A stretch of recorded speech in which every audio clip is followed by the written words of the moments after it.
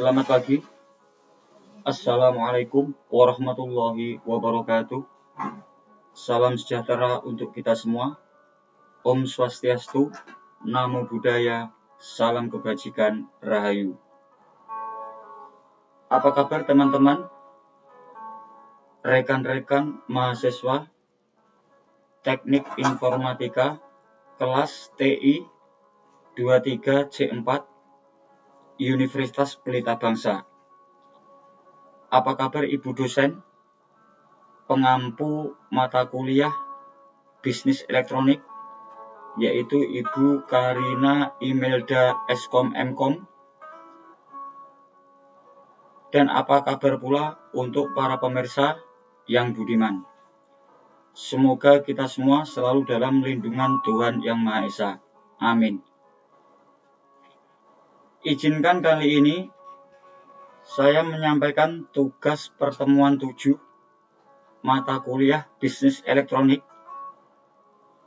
yaitu membuat video kesimpulan dan pendapat dari materi video strategi e-bisnis.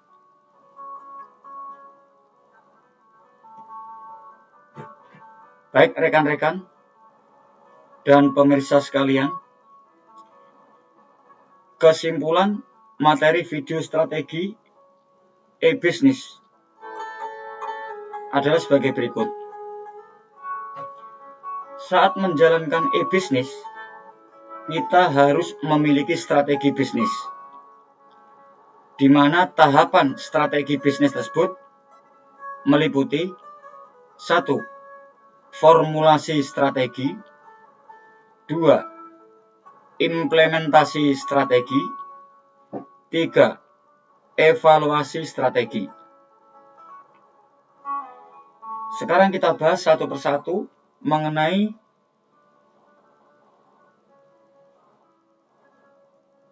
formulasi strategi. Formulasi strategi merupakan tahapan pertama dalam strategi bisnis. Fokus utamanya adalah 1. Menentukan rencana jangka panjang, 2. Menganalisa efektivitas, peluang, ancaman lingkungan, dan kelemahan internal usaha. Next, untuk tahap strategi bisnis, yang kedua adalah implementasi strategi. Setelah formulasi, strategi harus diimplementasikan, yang meliputi mengembangkan program kerja, anggaran, dan prosedur, serta mewujudkan rumusan strategi dalam tindakan nyata. Tahapan yang ketiga adalah evaluasi strategi. Merupakan tahapan terakhir, yaitu mengukur hasil implementasi dan performa kinerja, membandingkan kinerja aktual dengan tujuan awal, kemudian mengidentifikasi perbedaan antara hasil aktual dan target. Nah, setelah kita melakukan 3 tahapan tersebut, khusus untuk tahapan nomor 3, yaitu analisis strategi. Untuk saat ini, analisis strategi bisnis yang sering diterapkan adalah analisis SWOT, yaitu Strength, Weaknesses, Opportunities, and Threats, di mana strength atau kekuatan adalah faktor internal yang mendukung keberhasilan. Weaknesses atau kelemahan adalah faktor internal yang menghambat. Opportunities atau peluang, faktor eksternal yang bisa dimanfaatkan. Dan yang terakhir adalah threats, ancaman, faktor eksternal yang berpotensi merugikan. Di sini saya suguhkan contoh kasus, yaitu SWOT-nya Bukalapak. Mengapa Bukalapak itu maju? Atau mengapa Bukalapak itu bisa mundur?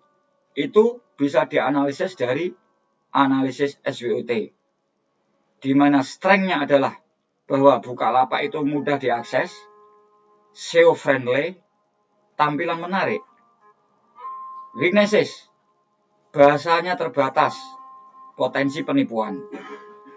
Opportunities, pertumbuhan e-commerce, peningkatan pengguna internet. Threats, persaingan ketat dengan platform lain, keamanan data pengguna. Jadi semua ini bisa dianalisis melalui teknik analisis SWOT. Dari yang sudah kita sampaikan dari awal tadi hingga saat ini, dapat diwujudkan menjadi infografis sebagai berikut. Di saat kita menjalankan e-bisnis, kita harus punya strategi bisnis dan punya teknik analisis strategi bisnis.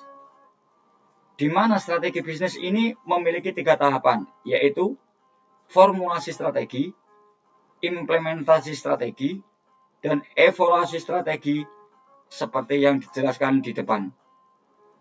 Dan analisis strategi bisnis yang saat ini banyak dijalankan adalah analisis SWOT, SWOT, strength, kekuatan,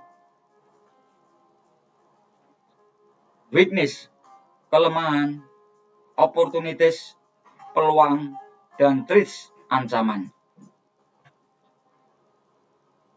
Dari tadi awal hingga saat ini, saya berpendapat, 1. Kita memang harus punya strategi yang jelas dan terencana dalam menjalankan e-bisnis.